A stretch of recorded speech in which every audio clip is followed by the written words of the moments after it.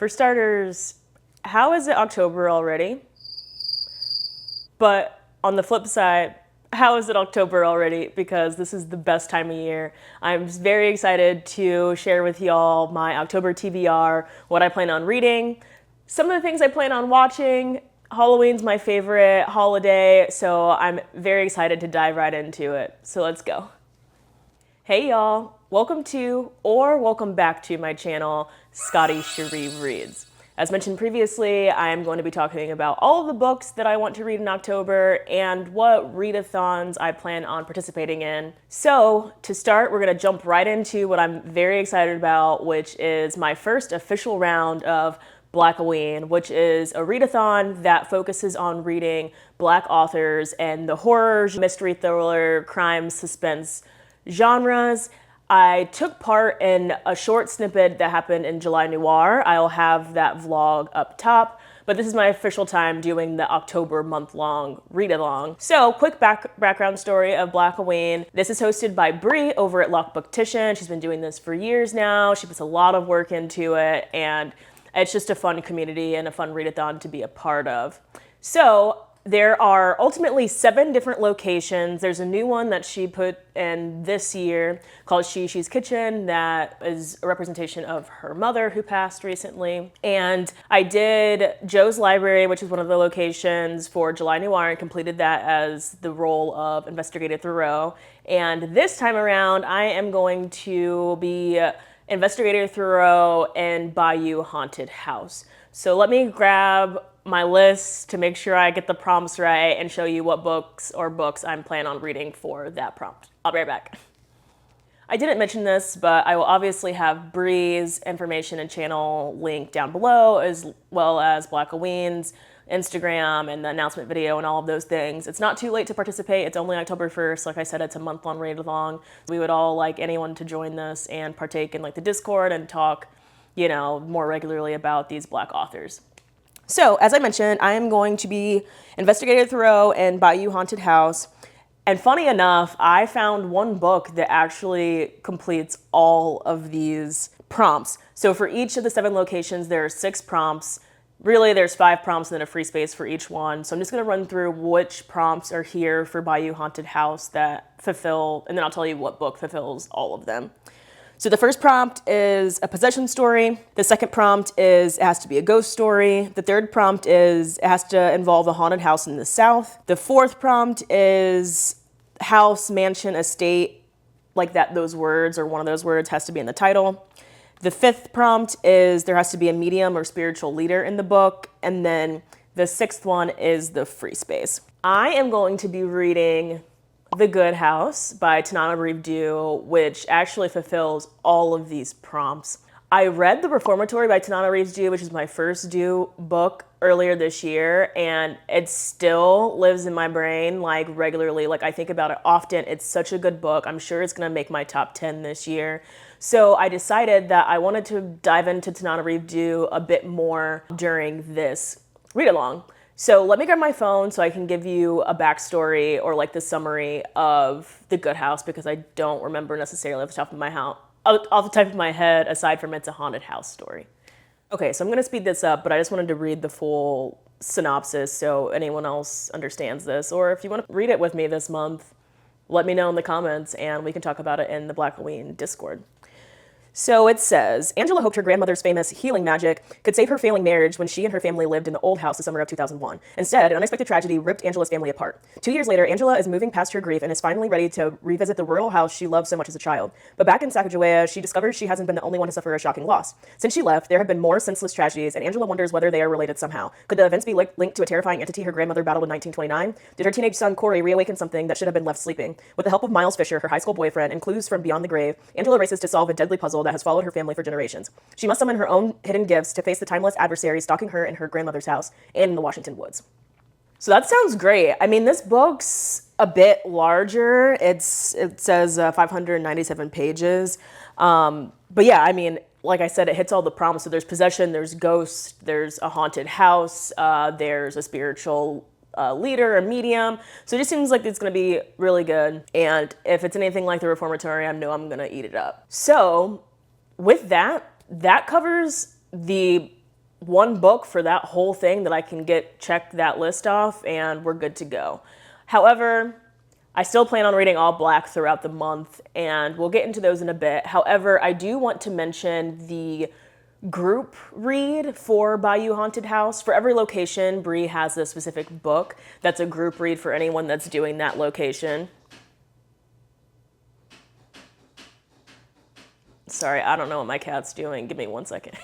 Okay, sorry about that. She was messing with the blinds, but anyway, I was saying that Bree has taken the time to designate a group read for each of the 7 locations. So the book for Bayou Haunted House, the group read is The Icarus Girl by Helen Oyeyemi. I'll have to look up how to say that. But let me get my phone to read the review really quickly. Okay, it says, Jess Harrison, age 8, is the child of an English father and a Nigerian mother. Possessed of an extraordinary imagination, she has a hard time fitting in at school. It is only when she visits Nigeria for the first time that she makes a friend who understands a ragged little girl named Tilly Tilly. But soon, Tilly Tilly's visit becomes more disturbing until Jess realizes she doesn't actually know who her friend is at all. Drawing on Nigerian mythology, Helen Oyeyemi presents a striking variety on the classic literary theme of doubles, both real and spiritual, in this lyrical and bold debut. Okay, so this kind of fits the kind of haunted things, and that there's a ghost that's in this story. But yeah, I've never heard of this book before, which is why I love this readathon, because I'm introduced to so many Black books that most of them are all good too. Like all the ones that I've read for Blackoween, I'm all, like blown away by, but they just don't get as much attention as a lot of other books. So I'm very excited to pick that up and communicate with everyone else who's reading for Bayou Haunted House. With that mentioned, leave a comment below if you're participating in Blackoween and what location you are deciding to tackle this time around. I'm so sorry. Luna does not want me to live my best life today because she keeps getting to everything while I'm filming. So sorry if you hear noises in the background. She's got a lot of energy. So that's what I have to complete Blackoween. But like I said, there's other books here, so don't worry. Speaking of Tananarive Due, I am thinking about doing a vlog where I'm going to read 3 of her books and kind of rank them, as well as the Reformatory, and put that in there and rank them and see how I feel, because I really think based off of that one book, she would be a favorite author. So I'm excited to pick up other books. I'm going to read The Good House, obviously, and then I also have My Soul to Keep and The Between. I'm going to quickly read through the synopsis for those 2 books really quickly, just because I don't know a lot about them. I like to go into her books pretty blind, and I'll read anything by her at this point, and I'm excited to do this taste test. So give me 1 second, and I'll run through those summaries really quick. All right, I'm going to start with My Soul to Keep, which is a series, and this is just the first book. I'm only going to read the first book and see if I want to continue. But it says, when Jessica marries David, he is everything she wants in a family man, brilliant, attentive, even youthful. Yet she still feels something about him is just out of reach. Soon, as people close to Jessica begin to meet violent, mysterious deaths, David makes an unimaginable confession. More than 400 years ago, he and other members of the Ethiopian sect traded their humanity so they would never die, a secret he must protect at all cost. Now his immortal brethren have decided David must return and leave his family in Miami. Instead, David vows to invoke a forbidden ritual to keep Jessica and her daughter with him forever. Harrowing, engrossing, and skillfully rendered, My Soul to Keep traps Jessica between the desperation of immortals who want to rob her of her life and a husband who wants to rob her of her soul. With depth plotting and an unforgettable climax, this tour de force reminiscent of early Anne Rice will win Due a new legend of fans. Okay, I'm really intrigued with that because I actually haven't read a vampire novel before. I have Interview with a Vampire and some of those series by Anne Rice that I haven't read yet, so this will be my first vampire book, I guess aside from a Twilight, but we won't talk about that. So I'm eager to read that one. Let me pull up the summary for The Between. 1 sec. All right, the summary for The Between reads, when Hilton was just a boy, his aged grandmother saved him from drowning by pulling him out of a treacherous ocean current, sacrificing her life for his. Now, 30 years later, Hilton begins to think his borrowed time is running out. His wife, the only elected African-American judge in Dade County, Florida, has begun receiving racist hate mail from a man she once prosecuted, and Hilton's sleep is plagued by nightmares more horrible than any he has ever experienced. As he battles both the psychotic stalking of his family and the unseen enemy that haunts his sleep, Hilton's sense of reality is slipping away. Okay. I mean, all of these horror books sound awesome. So aside from the Blackoween, like specific TBR, I am going to be reading these 3 books by Tananarive Due. You'll be getting a vlog this month, and yeah, I'm very excited about that. Moving on to the next set of books that I want to read.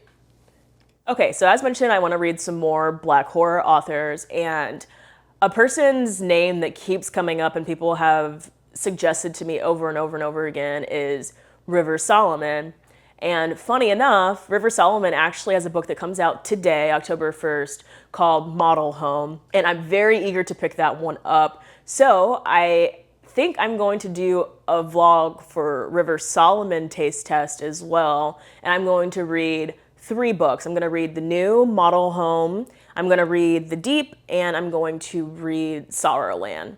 So let me grab those and kind of give you an explanation of what those books are. Okay, so I read through the description of Model Home, and I'm not going to read this whole synopsis on Goodreads because it is pretty lengthy, as you can see.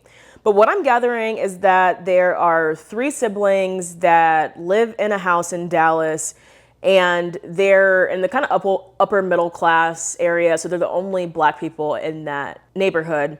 However, there's weird, unexplainable, strange things that are happening in the home. Time passes and eventually the kids leave the house, but when they leave, their parents die in a weird way. So it seems like there's some supernatural elements that are interweaved in this story, but they're taking supernatural elements and also talking about just sheer racism and segregation in America as well. So I think that is very interesting and I'm very eager to pick it up. I think that I'll go to the bookstore today or tomorrow to pick it up and check out that vlog that's coming because I'm sure that footage will be in there. Then the other 2 books I do own, that is The Deep.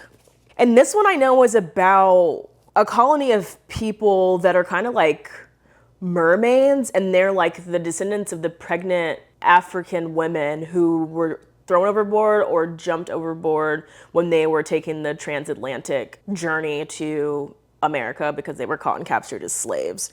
And actually, I'm not going to read the inside flap because that enough tells me I'm very eager to pick it up, and it's very short, so I don't want anything ruined for me. So very interested in this. And then I also have Sorrowland here.